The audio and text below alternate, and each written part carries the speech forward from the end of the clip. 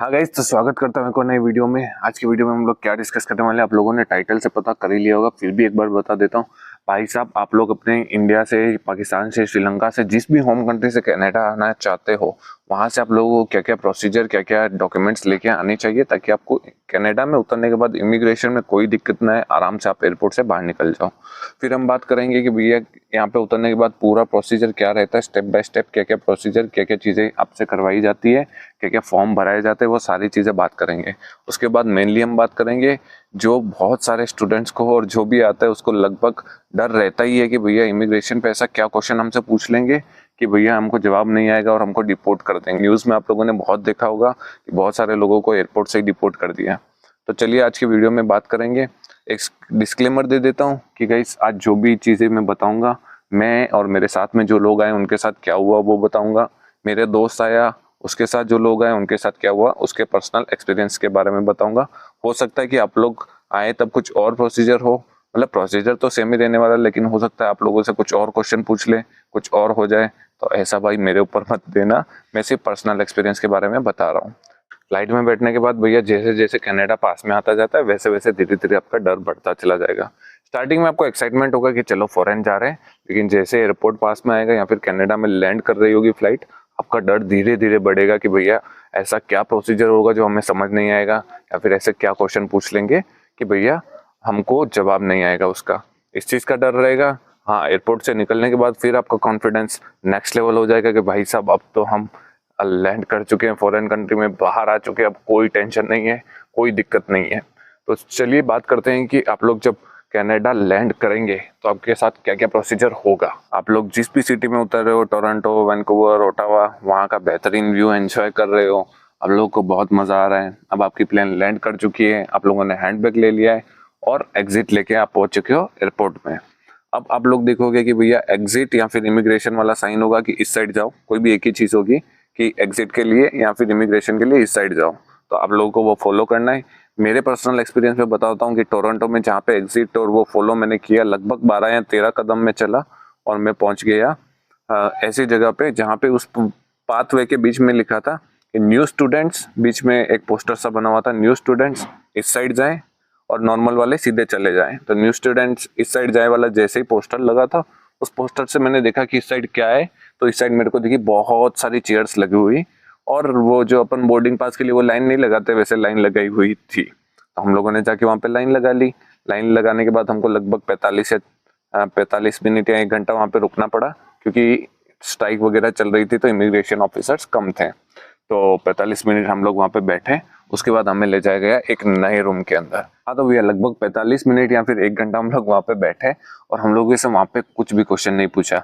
सिर्फ ऐसे बोला कि आपका लेटर ऑफ इंट्रोडक्शन जो आपके पासपोर्ट में वीजा लगने के बाद आपको जीसी की के अंदर मिलता है, वो वाला निकाल के रखो। तो मैं तो भैया सारे डॉक्यूमेंट प्रिंट करके लाया था, A to Z, birth certificate हो गया, B Tech degree, 10th 12th, admission letter, fees वगैरह सब कुछ A to Z प्रिंट करके लाया था, पासपोर्ट रिक्वेस्ट और ये वो, और वीजा की भी फोटोकॉपी लिया था, पासपोर्ट की वो फोटोकॉपी, आधार कार्ड की फोटोकॉपी, सब कुछ लिया था। तो भैया सिर्फ वो डॉक्यूमेंट हमने निकाल के रखा और हमें फिर एक दूसरे रूम में ले जाया गया। दूसरे रूम में फिर से मतलब लाइन ही लग रही थी, एक एक करके सबसे वो लेटर ऑफ इंट्रोडक्शन लिया।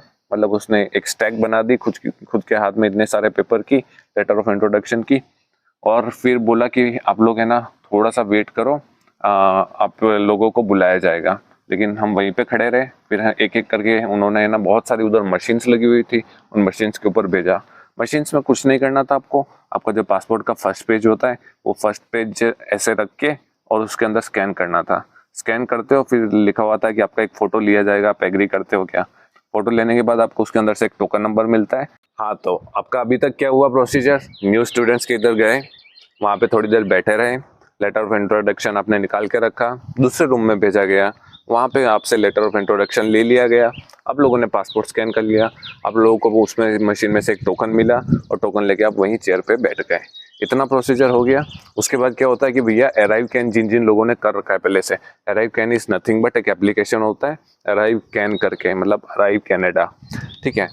तो अराइव कैन करके एक एप्लीकेशन आप पहले ही इंडिया से डाउनलोड करके रखो। उसके अंदर आपकी बेसिक डिटेल्स भर दो कि भैया मैं इस तारीख को आऊँगा और इस टाइम पे आऊँगा। ज़्यादा कुछ नहीं पूछता है वो, आपको है ना सिर्फ मतलब पासपोर्ट नंबर या फिर वीज़ा नंबर कुछ पूछता है, और फिर पूछता है कि आप किस तारीख को आओगे, किस टाइमिंग पे आओगे। वो आप पहले से करके आओगे तो आपका इमिग्रेशन बहुत फास्ट हो जाएगा।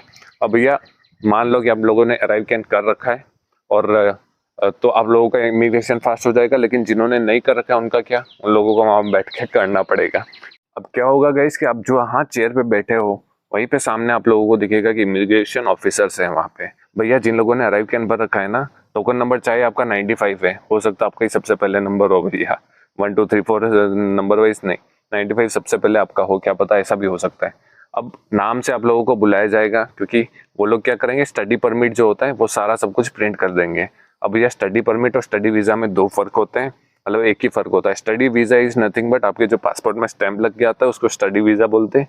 वो सिर्फ आप यहाँ पे आते हो वहां तक ही, मतलब यहाँ पे एंट्री के लिए ही वो वैलिड है, ऐसे आप मान सकते हो कि है ना, कनाडा में आप एंट्री कर सकते हो, उसका मतलब ये हो गया। और स्टडी परमिट मतलब यहाँ पे आने के बाद आपको परमिट मिलता है कि भैया आप है ना यहाँ पे स्टडी कर सकते हो, इस डेट तक यहाँ पे रह सकते हो और पार्ट टाइम वगैरह भी कर सकते हो। वो सारा सब कुछ उसके अंदर ही लिखा हुआ होता है। कैसा लिखा हुआ होता है वो साइड में मैं फोटो डाल दूंगा कि ये आप जरूर चेक करना कि आपके स्टडी परमिट में ये चीज लिखी हुई है या नहीं। स्टडी परमिट हाथ में दे देगा और बोलेगा कि उस इमिग्रेशन ऑफिसर के पास जाओ। आप लोग वहाँ पे जाओगे, आपसे सिर्फ पासपोर्ट मांगेगा, स्टडी परमिट मांगेगा, दोनों में डिटेल्स चेक करेगा। टोरंटो एयरपोर्ट पे मैं लैंड किया था, जहाँ पे कुछ भी नहीं पूछा।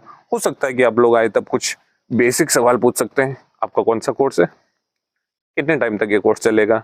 जैसे कोर्स 8 मंथ में ही खत्म हो जाएगा, लेकिन 1 ईयर का कोर्स है तो आप लोगों को 1 ईयर बताना है, ठीक है। तो गाइज वहां से इमिग्रेशन से आप लोग निकलोगे और आप लोगों को बैगेज क्लेम के लिए जाना है। बैगेज क्लेम एकदम लास्ट में होता है। हो सकता है कि आपको ये पूरा प्रोसीजर प्लेन से उतरने के बाद, मेरे को तो लगभग 3 घंटे लग चुके थे भैया। वहाँ पे करना कुछ नहीं था, ये बेसिक बेसिक चीजें थी। उन्होंने वो पेपर लिया, पासपोर्ट स्कैन किया, टोकन दिया, स्टडी परमिट दे दिया, स्टैंप लगा के भेज दिया, दैट्स इट, यही प्रोसीजर था। लेकिन है ना स्ट्राइक वगैरह चल रही थी तो मेरे को लगभग 3 घंटे एयरपोर्ट से निकलने में लग गए। तो भैया इतनी देर तक तो वो बेल्ट के ऊपर आपका बैगेज घूमेगा नहीं, इसलिए कि वो लोग क्या करेंगे कि आपका बैगेज निकाल के साइड में रख देंगे बेल्ट के। तो ऐसे ना स्टैकअप होंगे, जमीन पे पड़े हुए ऐसे स्टैकअप होंगे बैग, उसमें से आप लोगों को ढूंढ के लेके निकल जाना एयरपोर्ट से। उसके बाद अपनी कन्वीनियंस के हिसाब से पहुंच जाओ अपनी सिटी में, अपने घर में, एयरबीएनबी में, या फिर दोस्तों के घर पे, जहाँ पे भी आप लोगों ने स्टे करने का सोचा है। तो गाइस आई होप आप लोगों को वीडियो पसंद आया होगा। वीडियो अगर पसंद आया तो लाइक कर दो, सब्सक्राइब कर दो, शेयर कर दो। अच्छी स्पीड से ग्रो कर रहे हैं, प्लीज सपोर्ट कर दो।